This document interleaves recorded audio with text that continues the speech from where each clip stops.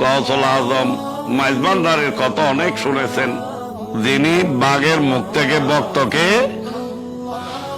রক্ষা করেন। কোদালা পাহাড়ের ঘটনা 42 মাইল দূরত্বে, নয় বরিশাল থেকে একজন মানুষ গৌসুল আজম মাইজভান্ডারির গুণগান শুনে ভক্তি নিয়ে মোহাব্বত নিয়ে আসতেছেন গৌসুল আজম মাইজভান্ডারির হাতে বায়াত হওয়ার জন্য।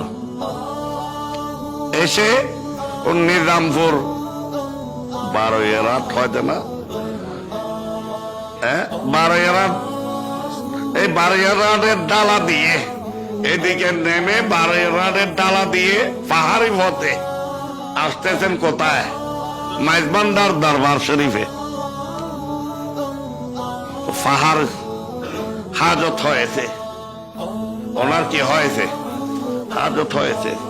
হাজত যখন হয়েছে একটা জঙ্গলের ভিতরে ঢুকে পড়লেন, ঢুকে হাজত ছাড়লেন, পরিষ্কার হলেন, হয়ে যখন জঙ্গল থেকে বেরিয়ে আবার পাহাড়ি পথে হাঁটার জন্য আসতেছে, দেখতেছে জঙ্গলের মুখে দাঁড়িয়ে আছে একটা বিশাল আকারের বাঘ।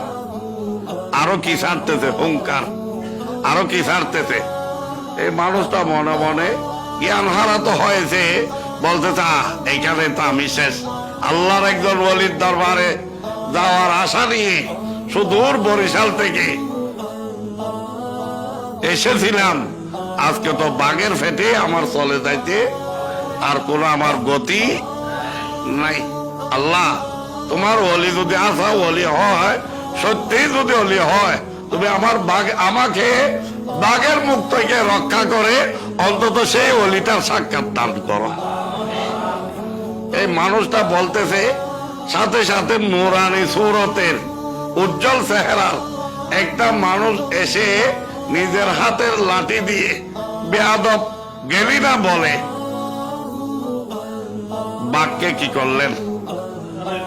আঘাত করার দেরি, বাঘ লেজ মুড়িয়ে দৌড় দিলেন।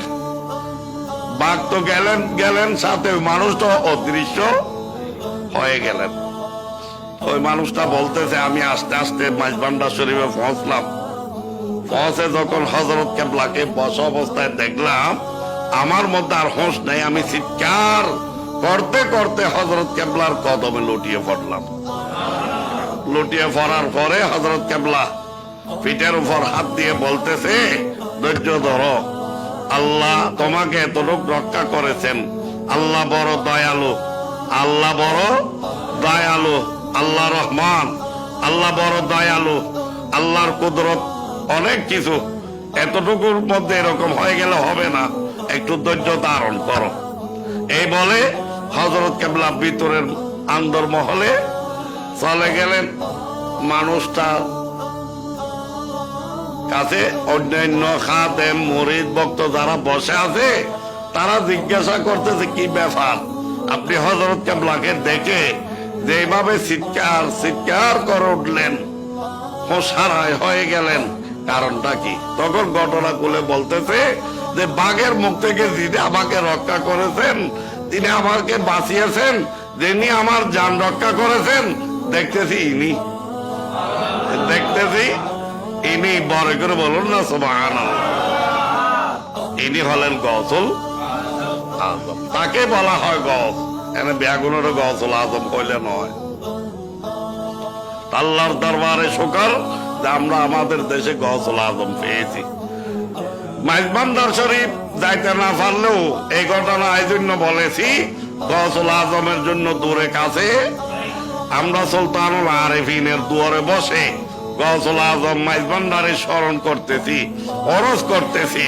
আমাদের এই স্মরণ, এই ওরস, এই ফাতেহা গৌসুল আজম মাইজভান্ডার কি দেখতেছেন না? দেখতেছেন কিনা? আল্লাহ যেন আজকে গৌসুল আজম মাইজভান্ডারের ওরসে পাকের এই দিনে আমাদের এই আয়োজন তারে স্মরণে যেন কবুল করেন।